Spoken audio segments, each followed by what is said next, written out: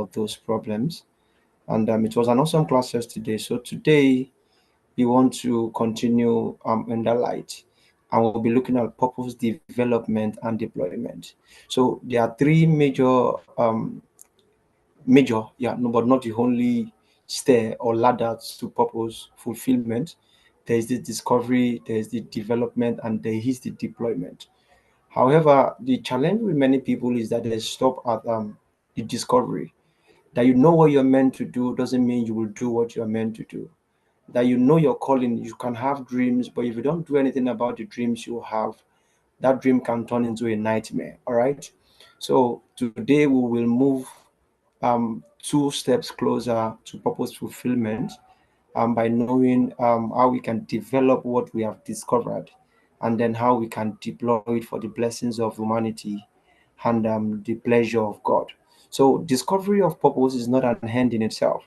That is only a step out of the cave. That is only the beginning. Well, like I said earlier, many people stop at that point, but that is not where. In short, that is just a start, is not a stop. All right. So it is not knowing your purpose, and them not knowing how to discover, how to deploy it, is like an apple seed that knows that it is meant to be an apple fruit, but never did. It never became an apple fruit. So it is useless. So knowing your purpose is as good as, let me say, knowing your purpose without developing and deploying it is as good as not knowing it. All right, it's as good as not knowing it. Having talent and still not investing or trading with it, so that you can give the master profit when it returns, is as good as you never had any. So purpose discovery is not the long and short of purpose fulfillment.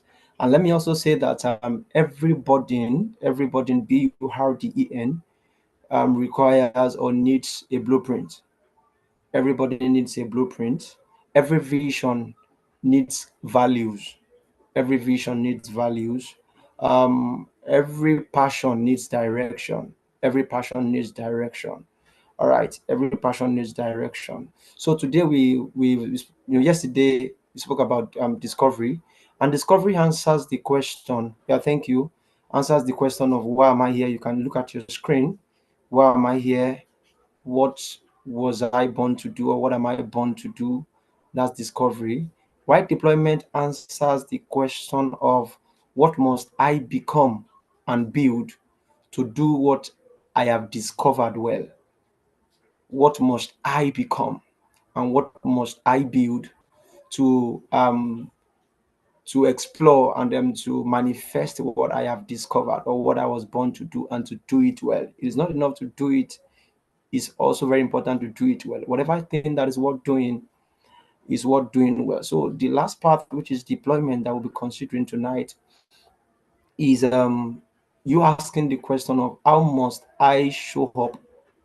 How must I show up daily and structurally to impact and to influence those that God has sent me to? How must I show up daily and structurally to influence those that God has sent you to? All right, next slide. So those are the things we'll be considering today: deployment and development, and then the deployment. Now, let me start by saying there are three major success principles. All right, there are three major success principles that we saw in the book of Genesis. In the book of Genesis, chapter 1, we saw 1 verse 26 specifically, and that is the first success principle that we saw in scripture. That's the first success principle that applies to anything and everything else you want to do in life. I'm saying everything. It was the first and is the major. Everything else that you hear about success, you know about success, hands on these three things. Now, the Bible said in Genesis chapter 1, verse 26, the Bible said, and God said, let us make man in our image. In our image. Image speaks to them being like us, them looking like us. So the first success principle is being. Now, God went on to say that, and let them also have our likeness. Likeness is functionality. Likeness speaks to them acting like us, them thinking like us, them reasoning like us. That is likeness. All right. Then after likeness, God now went on to say, and let them have. dominion over the fishes, over the waters, over the land, and let them have subdue and all of those things. So it began with being, then it moved to what? Doing, then to having. So I'm saying, for example, let's look at wealth, for example. If you want to have wealth, it first begins with you being wealth conscious in your head. Being, so it begins with you seeing yourself as a wealthy person first. So you must first see yourself as it before you become it. So it begins with being. Then from being, you now start understanding the processes. That is, maybe you now start reading, you start learning, you start becoming more conscious about wealth. That will now start moving you to start understanding the action steps you need to take to actually bring that reality of wealth consciousness into manifestation. Is it making sense to us? So you now start maybe probably saving, you are investing, because knowledge is not enough. You must translate into action. So you now start becoming actions. You start saving, you start investing, you start managing your money well, you start cutting expenses and all of those things. That is you doing. Then when you now had the being, that is consciousness, financial intelligence, if you add it to the actual financial activities or practices that you're now taking, that is what will now lead you to financial having, or let me say having the wealth tangibly or physically. Is it making sense to us? Having it tangibly. So being speaks to identity, doing speaks to activity, having speaks to property. I'll come again with that. Being speaks to identity. Doing speaks to activity. Then having speaks to property. So let's bring it back to purpose quickly. So being is you being purpose conscious, being intentional with your life, carrying the consciousness that you are here for a reason, you are here for a purpose, and you are an intentional being. Everything we spoke about on the first day, that is you being purpose conscious. That is you having identity. All right, that's you having an identity. Okay, I'm a purposeful being, and all of those things, all these affirmations and the likes. Then you now start, you now start showing up as that person that is in your head. You start showing up as that person in reality. You start acting, you start thinking, you start walking, you start talking as somebody who is purposeful. So being purposeful is not just a consciousness in your head. It is now a manifestation in your daily reality, your daily lifestyle. Now from there, it now moves to you now what having. Now having is now that place where you start having systems for influence and the impact, which we'll go into later. So from your slide above there, you will see that being, which is the first step to development, is you developing the person, the personality, the person that fulfill the purpose. So it begins with that. Then doing is you now growing the body of knowledge and the skill necessary to start becoming that person that is purposeful. Then having is now you building system for influence. We'll go into that briefly. So let's start with being. All right. So like I said, being is you developing that the person that is the purposeful person that you have in your head. So it's important for you to understand that there's a character of person that must show up as you when you start becoming purpose conscious. There's a character that you must imbibe. There are value system that you will have. There's a spiritual weight or capacity that you will have to build to be a purposeful person. There is a kind of, you start asking some questions like, okay, what spiritual depth must I build? How must I show up? How must I speak? How must I carry myself? How must I talk? How must I, what weakness do I have that can sabotage my purpose or my showing up? So it begins with you first developing the person, because it's important for you to understand that for example, David, before David got the throne, there was first oil on his head. Now, before David even had the oil, there was preparation. So God was preparing David's personality, David's person in the wilderness. The same thing with John the Baptist. The Bible said he was in the wilderness until he's showing forth. Now let's look at Paul also, for example. The Bible spoke about, you can, I'm saying that you can find purpose or discover purpose in a day, but becoming the purposeful person, or building that person, it doesn't happen in a day, it happens daily. Let me say it like this. Your calling may be instant. That is, you may discover your calling instantly. So your calling may be instant, but your building is gradual. Your building is gradual. Let's look at Paul, for example. Now, when did Paul receive his call? It was when he was on the way to Damascus. So in one day, maybe less than 1 hour or 30 minutes, God told him what it was going to be. God arrested him. God gave him an encounter. He had a vision. And he knew that, okay, there was a redirection in his life. But Bible also went on to say that after that encounter, after he went to the house of what's his name now, um I've forgotten this guy's name.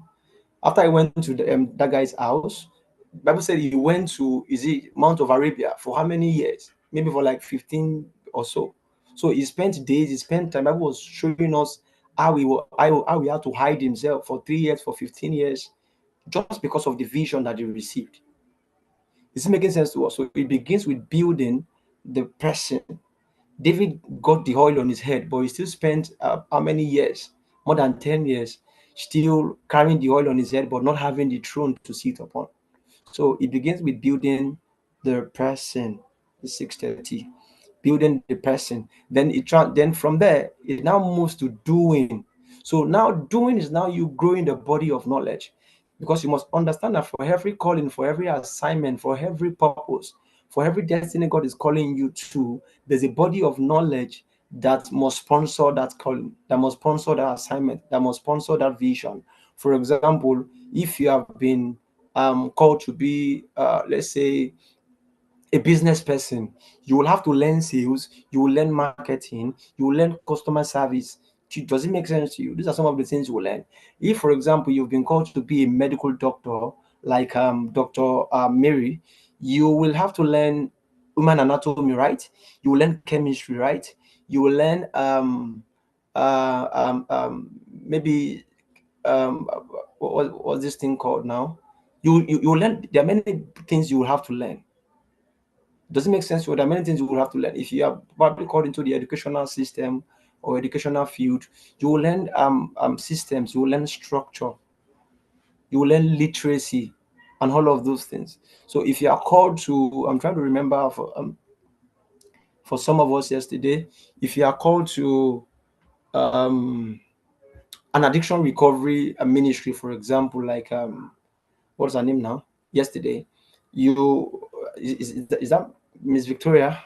Yeah, yesterday, you will probably need to learn about neuroplasticity. You will need to learn about psychology. You will need to learn about the brain. You will need to learn about how the brain and dopamine and all of those things. Does it make sense? So there's a body of knowledge that must sustain. So I'm saying that for whatever thing you have discovered yesterday, you now have to start instructing yourself to mastery in the knowledge that must sponsor you showing up as that person that you've discovered yesterday, whether as an educationist, whether as an addiction recovery specialist, whether as a medical personnel, whatever thing it is you discovered yesterday, you must now start learning how to be that person. And that's why I was saying yesterday that there's somebody who has become whatever thing it is you want to become. And that's why sometimes you need to understand that that's why the school system is there. For example, if you want to become a medical doctor, you have to go through school for how many years now? For like 7 years, and everything combined for like 7 years. For law, there's also that part. So there's a body of knowledge that must sponsor whatever thing it is you want to become. If you want to become a prophet, for example, you must understand how to discern prophecy. You must learn how to hear the voice of God. You must learn how to divide the scripture, divide the word of truth. So there's a body of knowledge that you must give yourself to um, for whatever thing it is that you have been called to be. All right. So the second part is you also need to develop the skill. Yeah, you need to develop the skill, and it is you knowing that just having knowledge is not enough. It's also a skill dimension to you showing up. Now, God can call two persons into the medical field, maybe as nurses, for example, and there will be a striking difference between how the two of them show up to do their duties. One person they may both know the whole, they have the knowledge, they know how to treat people, they know how to what to apply, they know what drug and all of those. They may both know, but the way they show up empathetically can be different. One person can be very harsh, another person may be very emotionally intelligent. And you see that some patients love this Mr. B, Mrs. B, and they hate Mrs. A because of the skill and the dexterity with which they show up to do whatever thing it is they've been called to do. Now, the difference between one guy that is in Edo State, I'm just saying Edo State, that is a musician, that has good voice, and someone like Nathaniel Bassi may not just be the anointing. There's also the skill and the track record of competence that comes alongside that. That this person has given himself, he has trained, he has mastered the keys, he has mastered the, you know, transpositions and the cadence and all of those things. So there's that difference will show. That difference will show. So there's a place of developing the skill, which answers the question of how well will you do what you have been called to do? How well will you do what you have been called to do? So um, the next one is now you having. So having speaks to you building systems and structures for influence. Building systems and structures for influence. Now, I'm saying that after you, after the being and then the doing, you now come to that place where you now start building routines. You have routines that you submit yourself to as a purpose conscious individual. You have routines, you have practices, you have tools, you have teams that you work with, you have systems like maybe financial system, you have content creation system, you have your show up system, and distribution system for your materials, your product, your content, and all of those things. You have evaluation of feedback system.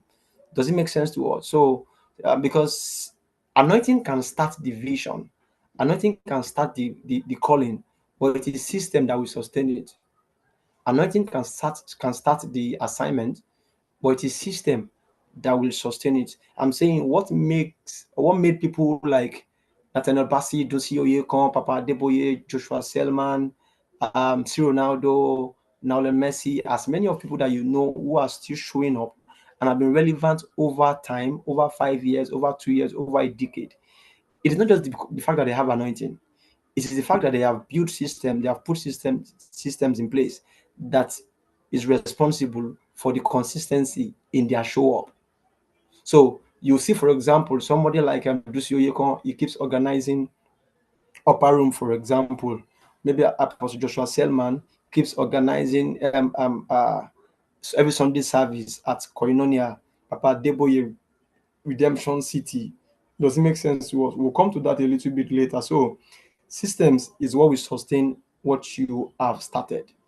Systems is what will sustain what you have started. And so, let me quickly give us this. Just quickly write it in your notes. So it's just a little audit. It's not something major. So just write the answers. So the first is so the first is brand. So you write the question is, what have I been called to do, or who am I? So what is your brand?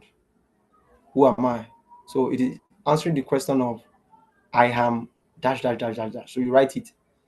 If you said medical doctor yesterday, write it down. Medical doctor. If you said educationist, write it down. So that is your brand. All right, that is your brand. If you said um, addiction recovery specialist, write it down. So that is your brand. And then after this class, you may sit with God and place of prayer and do more researches to actually make it something more catchy that you can bear, that becomes your identity. Does it make sense to you? So persons will call themselves, I think there's a lady that calls herself the business chick, the brand business chick. Me, my own brand name is the people problem solver. So that can with time. So that is your brand. Write that down. Just write the answer. The second thing is problem. So what problem am I solving? What problem am I solving? I think we got the answer to that yesterday. So you write it there. The third one is audience. I'm sorry I'm rushing because of time. The third one is audience. So what are the people you have been sent to? I think we also answered that yesterday. Someone said disabled people. Somebody else said females, teens, female teens. Yeah, female teenagers. Somebody else mentioned boys and girls, young and teens. Yeah, so write your audience so you know those. Then can I continue? Okay, let me continue. So the fourth one is personality. That is, who must you become? So I must become blah blah blah to fulfill this purpose. I must become this. That may speak to in terms of the values you have to show, the character you have to show. So write that down. Then the skill up. The last part is the skill up, which answers the question of I must learn. So based on your brand and the problem you are meant to solve and the audience you are sent to, what do you think you need to learn to become that person? Maybe for you, you need to learn how to hear God. Maybe for you, you need to learn, okay, for example, let's even use the addiction recovery specialist. You need to learn rehabilitation system. You need to learn how the brain work and how addiction um, um, works and how it can be controlled or managed or be whatever. You does it make sense to you? So, what are the things you need to learn um, as touching the field that you have been called to? So I hope we have that already. You can type in the chat box so I can know if I should move forward. If you got the answers already, so that we can move forward. Anybody? All right, winner. Thank you. So let's progress. Let's progress. Let's progress. So okay, thank you, Miss Faith. God bless you.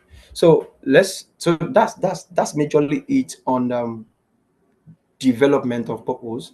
We will speak more to this when we are talking about the personal development and yeah. So that is just the major thing. So what are the things you need to learn? So let's look at deployment briefly because of time. So deployment is the intentional, the deliberate release and the expression of your developed capacity. Can you see the word developed here? So that's why you can see that it's a ladder. So you can't move to deployment until you have developed. And the way I always ask my students is this. Now, let's assume that you have raw meat, all right? You have raw meat. Now, if I give you raw meat, even though it is meat, even though I'm solving a hunger problem, raw meat, you cannot eat it like that. You cannot eat it because it has not been processed. It has not been cooked. So discovering your gift without developing it, it is like you trying to eat raw meat. And the Bible said that how did they put it in the book of Proverbs? That he that hunted, that goes to hunt and catches a game or catches a prey and does not roast it. The Bible said is a brother to the destroyer. Is a brother to the destroyer. So God is calling us to developing that which we have discovered. It is compulsory. So development is the intentional, the deliberate release of your developed capacity, the deliberate expression of your developed potential into the service of people and the advancement of God's purposes. The advancement of God's purposes. So we can easily just say that the equation for deployment is the intentional release and multiplication. So release speaks to you expressing that gift and having and making people have access to that gift, that potential. While multiplication speaks to legacy, the duplication, that something can live when you are gone, can live beyond you when you are gone. Miles Monroe has died for many years back now, but we are still talking about him. We still quote him, we still read his books, we still listen to his sermons. That is legacy, that is multiplication. Miles Monroe has multiplied himself in many people, many persons.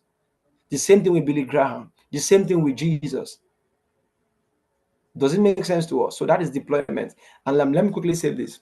Now, I always tell my students that there are four tests for to know that you are in your assignment. There are four major tests to know that you are in your assignment. And quickly write it down. It's not in the slide, it's not in the notes. I'm saying it from my head here. So there are four tests, and I'll just list them. I'll list them, then I will just briefly explain. So, okay, let me just list them and explain. So the first test is the test of, let me say like this. Um, okay, so the first test is the test of God ability or divinity. Yeah, let me put it as divinity. So divinity test.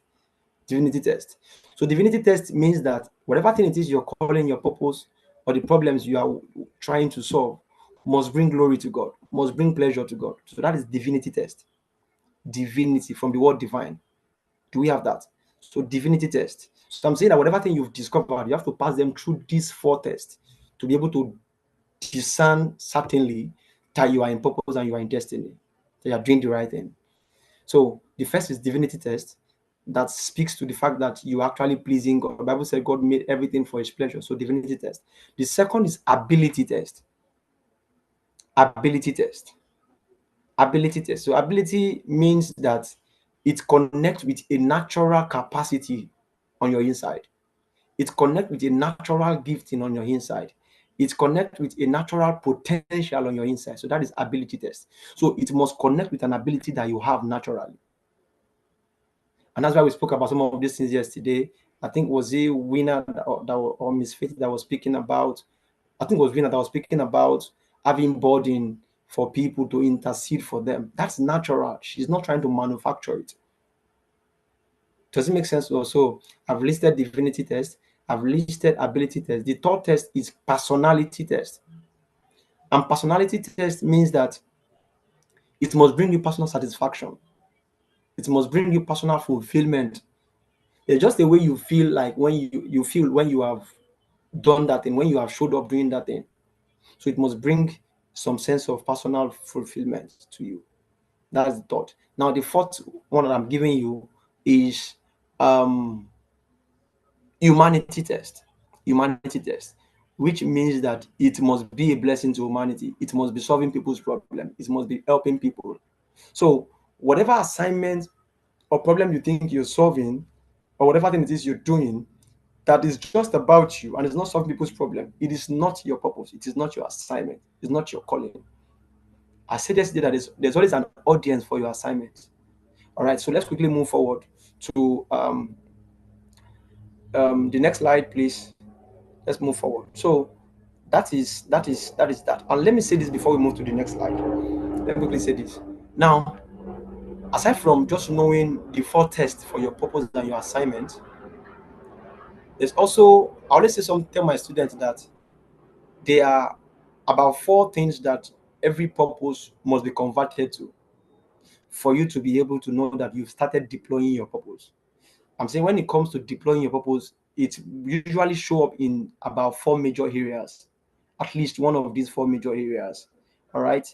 Now I'm saying that if you know your purpose already, know the problem you are meant to solve, I know the people you are meant to solve the problem for. So those three things: problem, people, and purpose. When you know those three things, it must metamorphosize into one of these four things that I'll mention. Quickly list them. I'm sorry, I'm rushing. So it will either become a program, a program, a program, a program. Now, Ruach School of Awakening is a program. You can't hear from there. Can anyone else hear me, please? Can anyone else hear me, please? Let me know in the comment. Okay, somebody. Okay, you can hear me. Can you hear me now, Faith? Okay, you can hear me. Thank you. Thank you. All right, let's move forward. So it's one of the four things it can develop into is it can develop into a program. For example, Upper Room is a program. Upper Room is a program. Revival conferences, parenting conferences, those are programs. That's the first thing it can develop into. The second thing it can develop into is can develop into a pattern, something that people can always relate to, something that can even outlive you, something that can become a trend. All right, it can develop into a pattern. Three, it can develop into a platform, a platform, a platform, a platform, a platform. And fourth, it can develop into a product, a product, a product, a product. It could be a book, it could be a whatever thing. An example of platform is like a podcast. So I'm saying that whatever thing it is God has called you to be, or those things that we found yesterday, try and see which of these four areas you can show up as. Do you need to have a platform? Do you need to have a program? Do you need to build a pattern, or do you need to build a product? So those are the four um, metrics of deployment. Yeah, let me call them metrics. Four measurements of deployment. Now let's quickly move to the five levels of deployment. Five levels of deployment. Five levels of deployment. Did we get what I just said now? Did we get it? Please let me know in the comment section. Did we get what I just explained now? The metrics. All right, good. So let's move forward to the five levels of deployment. Now, these five levels of deployment, everyone will have to start from number one, but not everyone may get to number five. Everyone will start from number one, but not everybody will start from number five. So, what is the first level? And many of us may be in this first level. So, the first level of the purpose deployment or assignment deployment is that it starts transforming you. That is, I'm saying that you cannot give to others if it has not first happened to you. So, there must be a work that God does in you first as a person of purpose. It may begin with your consciousness, it may begin with you on learning some things, relearning some things, and all of those, but it begins with the consciousness. It begins with awareness. I'm meant to be this person. It begins with discovery. So your assignment will first transform you first. It will first transform you first. So I'm saying that you cannot, some of the things that you start sharing with people, you first know them first before you are able to share them with people. So it begins on a personal level first. So many of us may still be at this level at the moment, but you shouldn't stop there. Now, the second level is the private level. And that private level is that space where the people who are closest to you, your inner circle, your family, your friends, your church members, your school members, your mentees and the likes, where they start benefiting from the expression of that gift on your inside. I'm saying that your friends start coming to you to ask for a particular solution. Your church members start coming to you to ask for to ask about a problem or a challenge it is they are facing. So it moves from just being personal, from just being okay, I know I'm meant to be this, to now meeting the solution, the problem of people, or some problem of people who are in your immediate circle, who are in your immediate circle. So your family, your friends, people around you, they start engaging with that expression. It begins with personal transformation, then it won't stop at personal transformation. It now starts overflowing into people. Now, which is that private part. So now the public part is when you start becoming more visible beyond your sphere, beyond your close circle. You start becoming more visible. I'm saying that you start having speaking engagement, you start creating content, people start resharing your content, you produce products, you write books and all of those things, even maybe social media, you do IG live and all of those things. People start in quote seeing and noticing you. All right. So you build an organization, you offer services, for example now doctor or what's her name now, Miss Victory can say that she wants to maybe start offering rehabilitation services. So that is how moving from personal, that is that personal awareness, to now moving to public. And I'm saying that people in a private circle who have benefited from that expression can now start recommending her to people in the public, to their own friends, their own family members. I have a friend who can do this thing for you. Talk to us, DM her, and all of those things. That is you moving from personal to public, but it doesn't stop there. Now, the fourth one is now you becoming institutional in your deployment. Institutional in your deployment, and that is now you building systems and structures to serve beyond your personal presence. You build systems and structures to serve beyond your personal presence. I'm saying now you start moving beyond your community or the community of your friends. You may now start becoming maybe known in Ghana. People in Togo, people in whatever other countries can now start relating. People outside your state can start relating with your expressions, with your gift, with your abilities, and then whatever thing it is you have to offer. Wow, we have 18 minutes more. All right. So the last part is when you now become generational. So someone like Apostle Joshua Selma, I don't know why it keeps coming to mind. He is now institutional. He is now institutional. That is, he is now in quote international. Is outside the country. Is now in quote global. So when he now moves to that point where even after his death, or even in his life, if you can now start reproducing, you can spill over. Okay, thank you, ma. Thank you, ma. Thank you, ma. All right. So when you now start reproducing yourself in people, that is you entering the generational phase.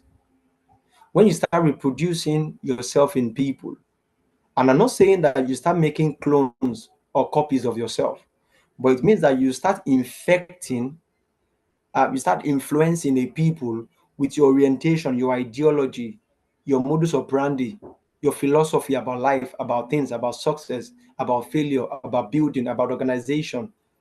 So in that case, when you can start living in the reality of other people, you have now become generational, and it's not all about just death. So this is now where this is the highest point. So Jesus is a transgenerational figure. At first, it began with personal. Bible was speaking about you know, when he was in the temple and was saying, I must be about my father's business. That was him having that consciousness that this is what I'm meant to do. So he had that distance. Then he went to private, to the point where Bible said that Mary will see him do some things, and Mary will hide those things in her heart. We don't know how many miracles he did when, at home, before the first one that was recorded about wedding in Cana in Galilee. But there was something that Mary must have seen about him for Mary to go and recommend him and say, whatever thing he tells you to do, do it. There must have been a track record over the years at home, in private. He began first with personal, then he shifted to private, where his mother, maybe his immediate family members knew his capacity. Then he moved to public, where he began to do what's it called now? The wedding, the miracle at the wedding in Cana in Galilee. Then Jesus became institutional. That is, even where he wasn't present. Like for example, let's even say when he died, for example, his name started spreading to other places from Judea, Samaria, and all of those things. Then after ages, 2,000 years after, we are talking about Jesus. That is transgenerational. That is transgenerational. Bible said that a seed will serve him and shall be accounted for a generation. Let's not go into that. So that is transgenerational. It is you reproducing yourself in people. And now the Bible said we have the mind of Christ. So there was first the person of Christ, and the person of Christ had a particular mind, and that mind has now been shared abroad, in every other believer's mind. We now have the mindset of Christ. All right. So let me say this here, that the highest expression of your purpose or your assignment is not that is not how many people need you. The highest expression of your purpose or your assignment is not in how many people that can need you. It is in how many people you have equipped to do life and to succeed without you. I'll come again with that. The highest expression of your purpose is not in how many people will need you, but it is in how many people you have equipped to owe their success to you. How many people you have equipped to do life and to succeed and to win in life without you. So if people always need you, let me say it like this: every success without a successful successor is a successful failure. Every success without a successful successor is a successful failure. So I'm saying that every vision, the lifespan of a vision is longer than the lifespan of a visionary. The lifespan of a dream usually outlasts the lifespan of the dreamer. Now, we saw Abraham had a vision, had an encounter with God. But that encounter, that vision outlasted Abraham. We started seeing it still working in the life of Isaac, Jacob, even to me, even to you. Is it making sense to us? So that is the generation, and this is the phase that we must long for, we must target. So quickly, let's take brief moment and let's look at the mountains of influence briefly. The mountains of influence, and then the concept of the mountains of influence is that you remember this story about Caleb and Joshua when they were going to go and possess the land. The Bible was speaking about Caleb when he was 80, and Caleb was saying that um, there was a land that was meant to be mine when I was 40. And he said, even though I am 80 now, give me this mountain. Give me this mountain. So God gave a particular man, I can't remember his name now, a concept about the mountains of influence. And he had 7 mountains of influence when he was doing the research. 7 mountains of influence. So God gave him and made him understand that for everyone, that because you've not just been proposed, you've also been positioned. God is not calling everyone to do everything. Um, God has called maybe Cristiano Ronaldo, for example, or Messi into the field of sport. It is not the same sport that God has called um, maybe Tinubu to. I'm just calling names, or okay, I'm just calling names here just for examples. So we see some people are in politics, some people are in governance, in sports, some people are in media. So all of these things are different sphere of influence that God has positioned men to function in. So everybody who is under the sound of my voice, we have at least one. It may not, it's not limited to one. You can have more than one, you can have two, you can have three areas or mountains or fields that God has wired you or configured you to function in. To function in, it's like Bible was saying that you are the light of this world, and was saying that you have been positioned on a hilltop or a candlestick. So that candlestick that you have been positioned on to shine as light, that is your mountain. That is your sphere of influence. You've not been called to influence every sector. You've not been called to influence everywhere. You've not been called to be stationed everywhere. If you are sent to everybody, then you are sent to nobody. If you are trying to reach everybody, then you will reach nobody. Is it making sense to you? So that's why we are talking about. That's why we're talking about audience, audience. All right. So I'll just list, and what I want you to do is you will now need to just list the one that concerns you of the 12 that I'll be mentioning. All right. So I'll mention the mountain, and I'll just say a little thing because of our time, so that we can have a little time space for question. I'll very, very fast space for question. Then I'll speak about the language of each of the mountains. Now, each of these mountains are spiritual. They're not just physical or whatever thing. They have spiritual context that we may not be able to go into. And the fact that they have spiritual context, you should understand that. Know this: every mountain has giants on them, or giants in them. Remember when God was giving the children of Israel to go and possess the land, they saw giants in the land. So I'm saying that um, whatever mountain that God is sending you to, there are giants in the land, and giants in the land can mean that people who have gone ahead of you in that field, people who are making a name for themselves in that field. Giants could also, on the other side, mean spiritual forces that you have to contend with to possess that land. Is it making sense to us? So you can see that in two contexts, but um, let's move forward. So the first mountain that I'll be mentioning is the mountain of religion. Is the mountain of religion. So I was saying about a particular man that God gave this revelation to. So the man gives 7 mountains of influence, but over the years, people have expanded it to 12. So I'm giving you the 12 today. All right. And then this particular 12 I'm giving you, other places you may see some little tweaks or edits there. It's fine. Just understand that these are positions of influence that God has positioned men in. Whatever thing it is you see, just know that they are serving the same purpose. All right. But there are some major ones that you will always see, regardless of the list. So the first mountain is the mountain of religion.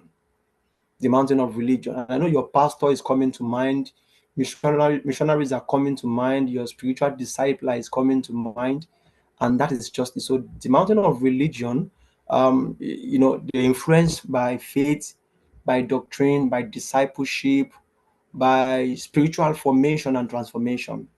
That's the mountain of religion. So if you think you've been called to this mountain, you don't have to be. If you think you've been called, you can list it in your journal. The language of this mountain of religion is faith. Faith is the language of this mountain.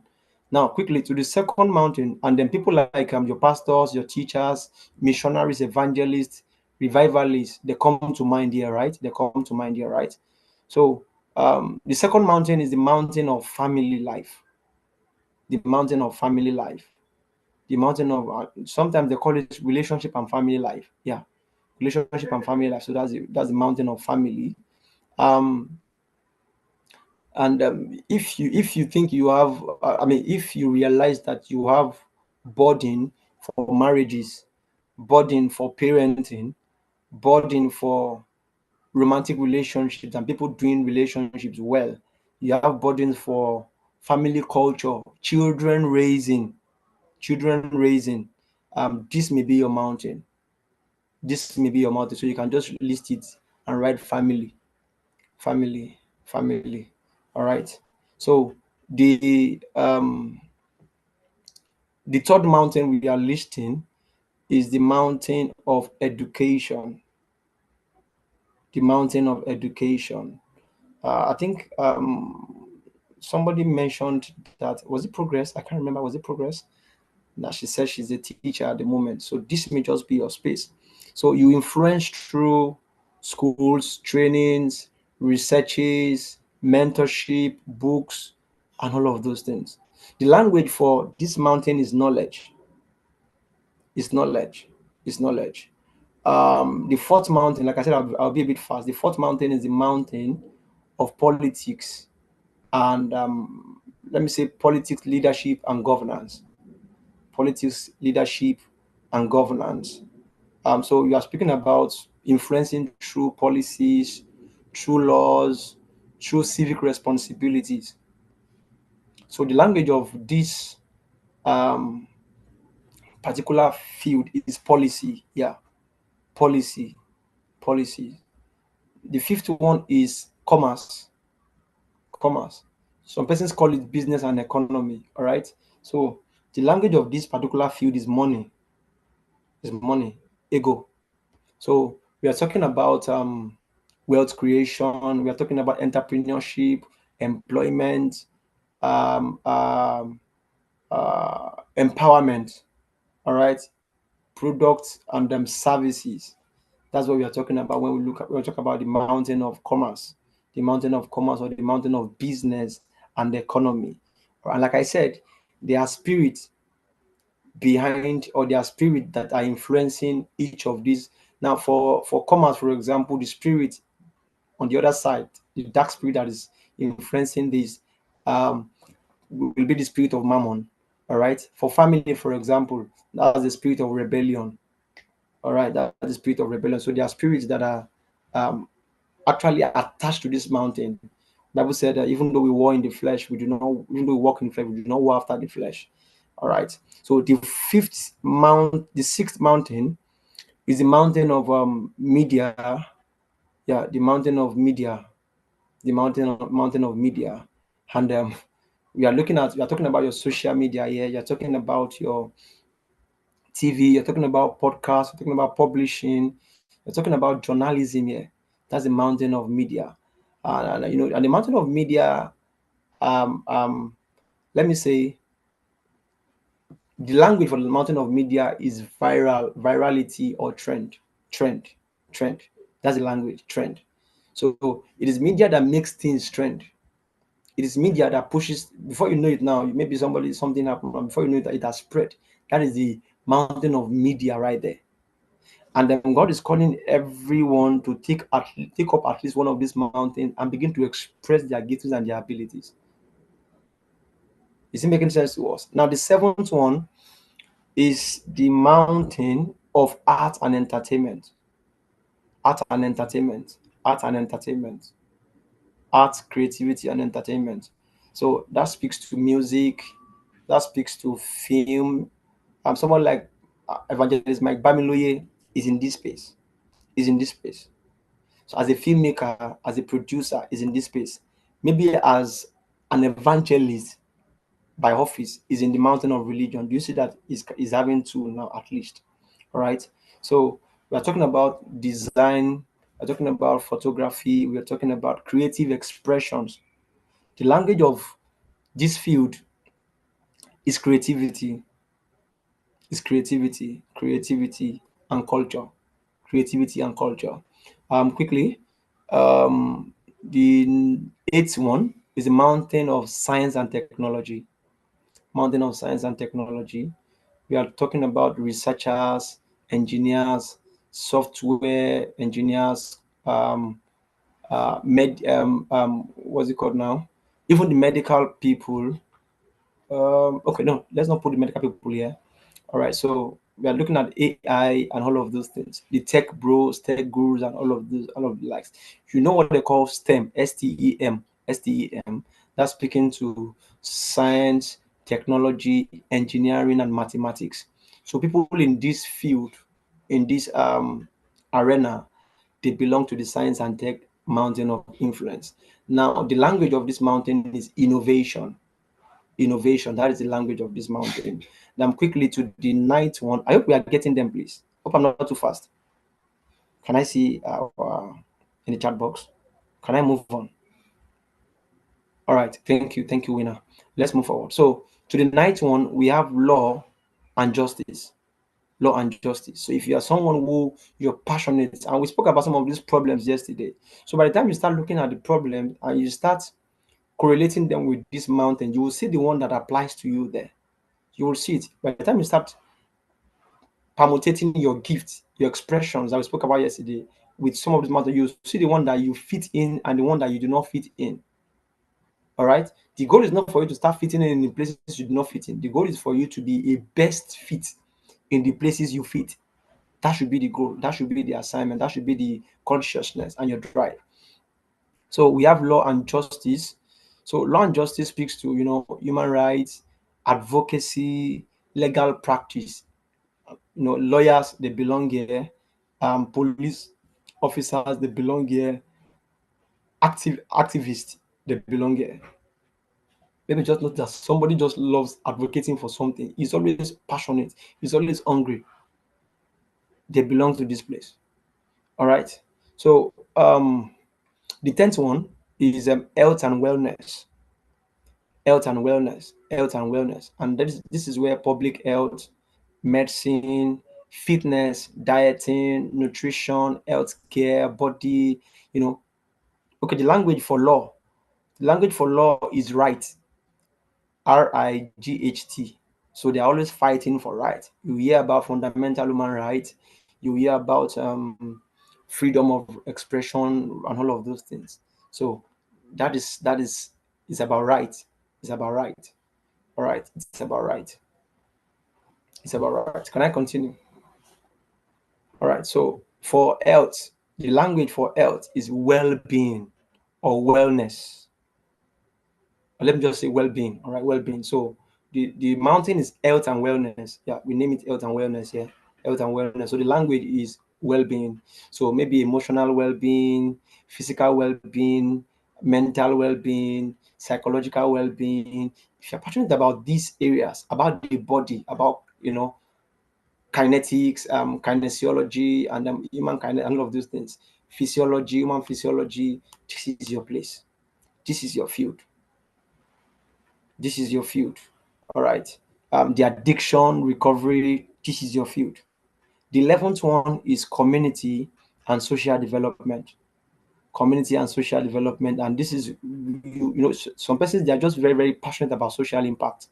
You see them talking about non-profit organizations, just doing things, for social development and social expansion and empowerment. All right, there are humanitarian services, humanitarian work, poverty alleviation, and all of that. And by the time you even know it, that some of these mountains, they have expression even in the educational system. They have expression in the educational system. There's some people, there's a course called social works. There's a course in school that is called medicine. There's a course in school that is called law. There's a course in school that is called education. There's a course in school that is a mass com. Is it making sense to you now? So you can see that all of these expressions, they are all around us, and you must find your place and start working there and start expressing your capacity there. So poverty alleviation, those belongs to community and social development. The last one is now the environmental and creation care. Environmental and creation care. Environmental and creation care. Now this speaks to the care for nature. Okay, the language for which of them, please? Sorry. Okay, for community and social development, that is empowerment. Empowerment. Thank you, winner. Empowerment. Thank you. Empowerment. Sorry. So the last one is environment and creation care. Now, there are some persons who are so passionate about animal care, zoo, keeping animals in the zoo, passionate about. You hear some people debate ferociously about preservation of trees, about ecology, about climate, about planting, about preserving animals to prevent them from extinction. You hear people, passionate about this thing. That is their mountain. They just want to care for um, the things that God has created. Now, you will realize that all of this mountain, all of every person, all of these people or expressions of this mountain, each person need the other person. Now, if we only have people who are in religion, who are in family, and we don't have people in environmental and creation care, we may actually have been extinct by now, because there will be no plans to supply us CO2 that we need to, to supply us oxygen that we need to take in. And if there's no oxygen because we give out CO2, we're taking oxygen from the plant. Now, if the plants are no longer in existence, we'll be gone because there'll be no oxygen to take in. So God in his wisdom, in his sovereignty, needed to make people to be in that sphere. Now, a particular family, they are having issues, they are broken family, and all of those things. If they are not, if we don't have people who are in the family mountain that can actually bridge the thing that is broken in the family systems, then the whole world will be in chaos, because there will be no rebuilders, there will be no repairers. Bible said there are some people that will be the rebuilders of the old ways places, the restorer of the destruction of many generations. Is it making sense to us? The rebuilders, the restorers, the repairers of the bridge to walk in. So there must be some persons who will have to function in this field. Imagine there's no educational mountain of influence. There will be no transmission of knowledge. Some of the things you know about medicine, about this, you will not know them because there's nobody to preserve knowledge and transfer them to other generation. So we'll stop here today so that we can probably take a few questions that we have. But I hope you've noted the areas where your mountain is. Where your mountain is. All right, thank you, Faith. So let's stop here for today. And let me end by saying I wrote something on because this is the last session for purpose. So let me say this here. I posted something on my status this morning, and I always say whenever I'm teaching about purpose, I always say, I know that you have bills to pay. I know you have bills to pay, but don't forget that there is a God to please. There are people, there are lives to impact. There are souls to save, and there are territories to take. So don't die paying bills. Don't die paying bills. And as you leave this session today, I want you to start carrying the consciousness. What do I need to do? Like the questions I gave you, which mountain have I been called to? Then let me say this, start doing researches. I expect you to start doing researches. Okay, you're in the mountain of family, for example, you're in the mountain of religion, for example. Let's say religion, and maybe you've been called to be a pastor. You do research. Who are the top 5 major pastors in Nigeria? Top 5 major pastors in Nigeria, top 5 major pastors in the on the globe. You look at them, you collect them. These things can start becoming your vision board. It start becoming your, like, I don't know if you can see. Okay, I think I should show you something here. Um, so this is my wall. I don't know if you can see it. Can you see that? Can you see that part? All right. Can you see? So I created that with Canva. If you see the 4 people there, you'll see Miles Muro, you'll see Arome Osai, you will see Selman, you will see DDK, you will see Fela Durotoye, and you will see me in the middle. Did you see it? Let me see a yes in the this. Did you see it? I think I can see. Okay, so I created that in, I think 2 years ago. I think 2 years ago. I can't remember. I think 2 years ago. So you can see me in the middle. So those are people. You can see what I wrote. Meet my fire.